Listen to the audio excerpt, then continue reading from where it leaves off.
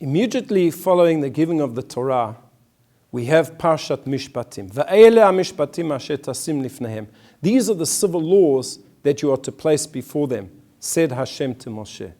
What is the connection between the Ten Commandments and civil laws? And Rashi explains us as follows. It's to teach us that just as the Ten Commandments, the so-called religious laws, were given at Sinai, likewise these civil laws were given at Sinai. Very often we look at religion as something that takes place in a shul or something that takes place in a school, out of the regular realm of the world. Here the Torah comes and tells us no, that Judaism is about every aspect of life, whether it's at home, whether it's in the office, whether it's in the bedroom, whether it's in the courtroom, whether it's at work. Everything is governed by the Torah. Va'ele ha-mishpatim. These are the civil laws. These civil laws about theft, about charging interest, about giving loans, about damages, these all come from the Torah. And perhaps to make the point even stronger, the Talmud tells us something fascinating. That when a person is summoned on high at the end of his life to heaven, he's asked a number of questions. For example, he's asked, did you dedicate time to studying Torah? Did you try to have a family? Did you look forward to the coming of the Messiah? But the very first question that is asked is, Nasata v'natata be'emunah. Did you conduct your business dealings with faith? That's the first question. That's an astounding revelation. That of all of the questions that God could ask us, He asked us a question about how we got on with people. Were we honest in business? Did we take too much money? Did we give too much money? Did we give charity? That's just as much about being a Jew as the religious laws, about keeping Shabbat and putting on tefillin, our interactions with other people.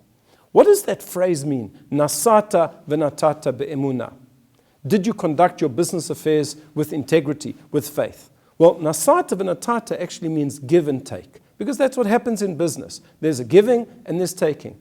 There's buying and there's selling. So the simple explanation is that it's referring to business. Did you conduct your business with integrity? But we could look at it a little bit differently. Nasata also means to carry. Did you carry with integrity? Carry what? And here we have a beautiful insight of our sages. In Pirkei Avot we're told that one of the prerequisites in order to become a Torah scholar is nosei ba'ol im chaveiro, the ability to share another person's burden, to carry their burden, as it were.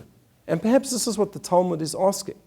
Nasata be'emunah, did you share another person's load with integrity? All of us have a pekel, as it says in Yiddish. We all have a load, we all have a burden. Perhaps not all of the time. Maybe there are times that we're feeling low. Maybe there are times that we're struggling financially. Maybe there are times that we're struggling because the children are giving us a hard time. And we need somebody just to perhaps come in and to babysit for a little bit. And there's the opportunity of nosei ba'ol im chaveiro. Share a person's burden. You can do it in so many different ways. You can help a person financially. You can help a person emotionally. You can help a person by giving them your time. Just assist them. Share their load. Where is this concept learned from? Well, the Torah tells us that if you're walking along the road and you see a person and there he has an animal, such as a camel perhaps, or a donkey, and that donkey is struggling under its load, you have to help that other person to adjust the load so that the donkey will be able to carry it. And say the commentators, if this is true of another person's animal, it is certainly true of themselves. If you have to help another person to load their animal, then certainly you have to help another person to load themselves, or to offload themselves. So that's the first question that we are going to be asked. Not did you study Torah, not did you raise a family, not did you keep Shabbat. How honest were you in business? And did you help your fellow Jew to share their burden and to lessen their load? I wish you a Shabbat Shalom.